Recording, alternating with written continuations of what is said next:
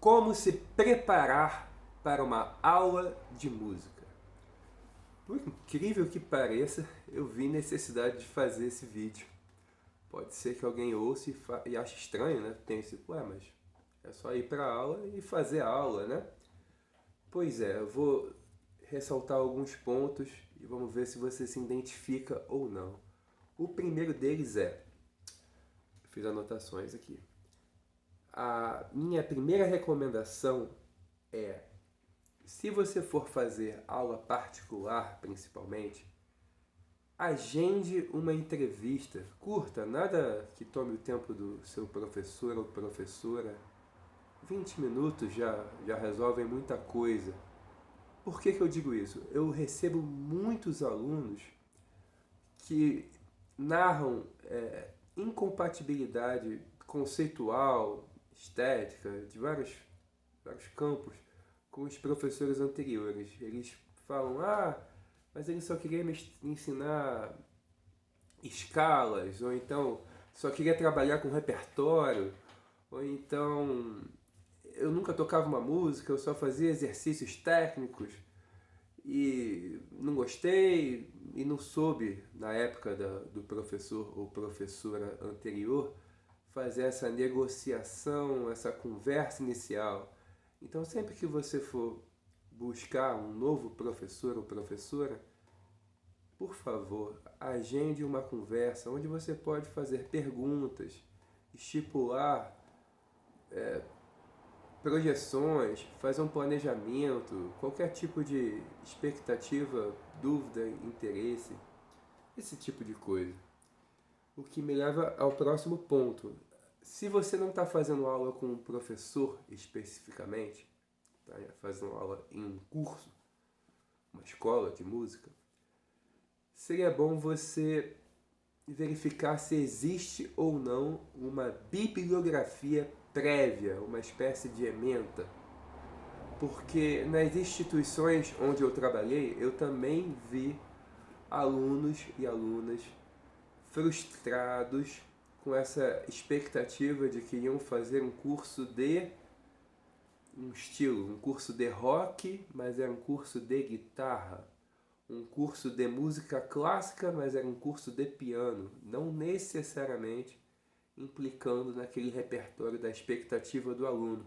Mas muita gente faz tão fortemente essa associação, entende que o cavaco só vai tocar pagode, que o piano só vai tocar música de câmara, que a guitarra só vai tocar rock e assim vai, que vai com aquela certeza de que vai encontrar um repertório e não necessariamente isso acontece. Então tem que fazer esse reconhecimento das instituições, ver quanto tempo dura o curso, se tem um planejamento prévio ou não. Meu próximo tópico é que a pontualidade não é suficiente. Como assim? Muitos alunos chegam na sala, nas instituições comum ter aulas em conjunto de 2, 3 alunos, enfim. E eles não têm cabo, eles não afinaram, e aí eles não, quando a instituição permite usar instrumento emprestado, eles ainda não foram pegar esse instrumento, e aí a gente perde um tempo precioso na aula, dependendo da produtividade dos alunos, dependendo do que está acontecendo ou não. A gente acaba gastando essa energia já do horário da disciplina, né? Com produção, com pegar o instrumento, com ver se o cabo está com mau contato ou não, com... enfim. É chato, né? Então eu me vi na obrigação de registrar. O que me leva ao próximo ponto, que é o material. Muitos alunos vêm para a aula de instrumento sem nenhum tipo de registro. Nada de caderno, nada de aplicativo de cópia no celular. E às vezes não faz diferença nenhuma, mas dependendo do que a gente está trabalhando, é muito importante.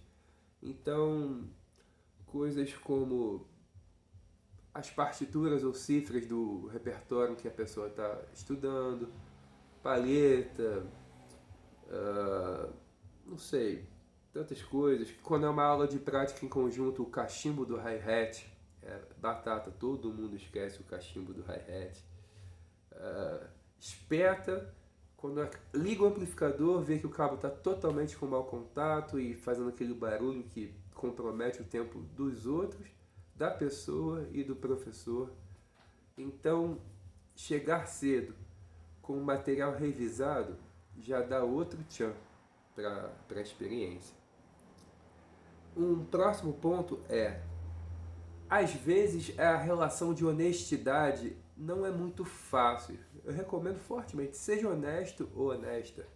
Se você não entendeu, fala que não entendeu. Se você não gostou, fala, esse assunto não me agrada, eu estava com a expectativa de estudar outras coisas. Se você não conseguiu estudar, não precisa falar, eu estudei, mas não entendi, ou então, eu estudei um pouquinho só e na verdade estudou 10 minutos antes da aula, ou nada. Não tem problema, não é um crime, você não se comprometeu a estudar todas as semanas, senão passaria um constrangimento. A pessoa sente se você está estudando muito, ou pouco, ou nada, em primeiro lugar, mas essa relação de confiança, ela permite uma coisa fundamental, que é, nos primeiros encontros, o professor vai, além de fazer um reconhecimento de vários fatores, ele vai entender a sua produtividade, ele vai aprender como você funciona, se você é mais intuitivo ou intuitiva, se você é mais racional e objetivo ou objetiva, se você gosta de material, se você gosta de memorizar, se você foca mais em repertório, se você foca mais em particularidades técnicas, e assim vai. Então essa honestidade vai ajudar na hora de coletar esses dados para desenvolver o planejamento, porque tem um planejamento inicial e tem um planejamento de longo prazo que a gente precisa conhecer o aluno para realmente acertar mesmo nesse planejamento. E o meu próximo tópico são regras de etiqueta básicas que alguns alunos, mesmo os que não são jovens, alunos de mais idade, acabam cometendo, que é, por favor, não toque enquanto o professor está falando. Parece um comentário de alguém que é mala, né? De alguém que se incomoda com tudo, que quer ter o poder da palavra o tempo todo. Mas às vezes um aluno está discutindo uma questão numa aula coletiva e o outro está tocando. E aí a gente fala, toca não, abaixa um pouquinho, uma vez, duas vezes, e não tem muito esse simancol, né, no português, mais direto.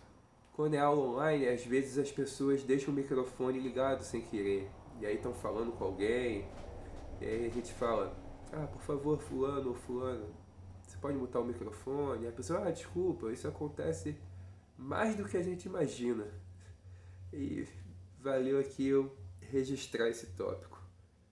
Bom, meu próximo tópico é: a cada aula e a cada período de estudos entre aulas, seria muito bom você anotar as coisas que acontecem em formato de dúvida, em formato de pergunta, em formato de associação. Eu vi num show o músico fazendo uma coisa meio assim, e aí me ocorreu que é por isso que a gente faz tal coisa assado.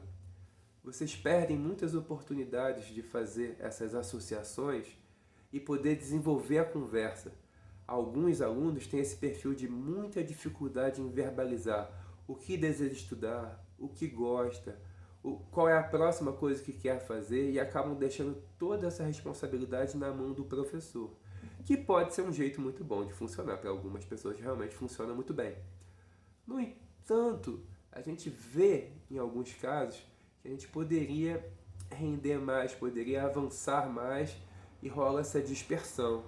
Daí o meu tópico, né? E minhas considerações finais são: próximo tópico, muito cuidado com o foco no material. O material, ele é apoio, ele é um coadjuvante na pedagogia, nessa nossa relação de aprendizado.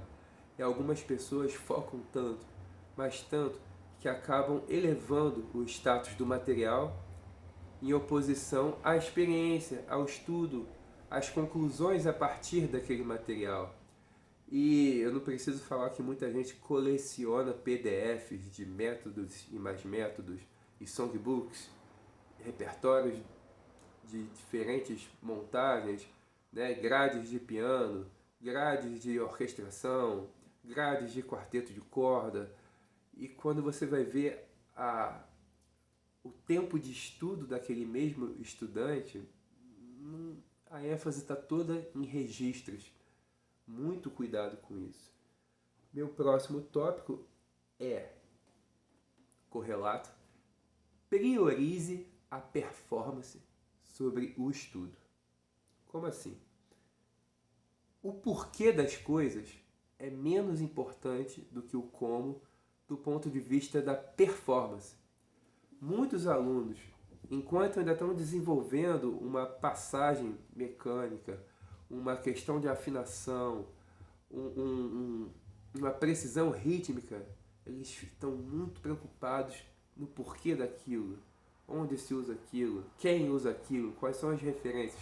Perguntas válidas, importantes, mas às vezes com um tamanho exagero que o aluno ainda nem aprendeu a executar aquilo e já quer filosofar sobre aquilo. E às vezes a gente cai na armadilha de ser um teórico do assunto e não um executor do assunto. A música é uma ação. A performance musical está ligado a atividades práticas, não atividades teóricas. Não é que a gente não raciocina, não filosofa, não elocubra, não chega a conclusões. Mas o ponto de partida é uma ação. Não sei se isso faz sentido para todos, mas espero que faça sentido para muitos. E correlato a isso, meu último tópico é a proporção. Estudar versus tocar é uma questão. Como eu acabei de falar, tocar, ou seja, a ação prática, está acima da hierarquia, é o principal. Mas a gente tem momentos na vida, fases em que a gente está ora mais envolvido com os estudos, ora mais envolvido com a performance. Esse casamento nas diferentes etapas da vida gera ou não muita produtividade. E vale a pena pensar nisso. Sendo um pouco contraditório, acabei de pedir pelo pensamento, mas é um pensamento da organização. Às vezes é melhor a gente colocar o pé no freio dos nossos estudos e colocar o pé no acelerador dos nossos repertórios. E para outras pessoas é o contrário. Esse casamento demora para amadurecer para todo mundo. É uma dificuldade de todos. E é isso. Coloquei aqui 10 pontos que eu julguei relevante na hora de se preparar, de se encaminhar para uma aula de música. Espero que tenham gostado. Para quem chegou até aqui, eu aceito as gratificações da plataforma, que são as curtidas, os comentários, os compartilhamentos, as inscrições. Fiquem todos bem. Bons estudos para vocês e para mim. Falou!